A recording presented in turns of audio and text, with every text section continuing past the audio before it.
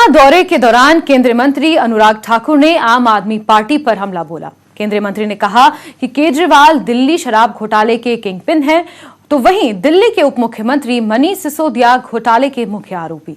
अनुराग ठाकुर ने कहा कि पूरा देश पिछले 4 दिन से कुछ सवालों के जवाब अरविंद केजरीवाल और मनीष सिसोदिया से मांग रहा है, लेकिन दोनों नेता जवाब न देकर इधर उधर की बातें कह रहे हैं। जब भ्रष्टाचार करने के बाद कोई जवाब ना हो तो इधर उधर की बात करने की आदत पड़ जाती है।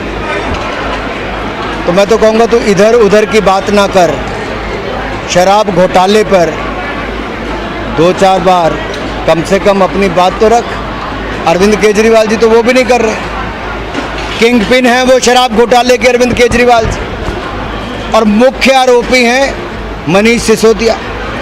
इन दोनों को मुख्यमंत्री उप मुख्यमंत्री 4 दिन से शराब घोटाले पर कोई जवाब नहीं दिया, बाकी दुनिया भर की सारी बातें कर दी।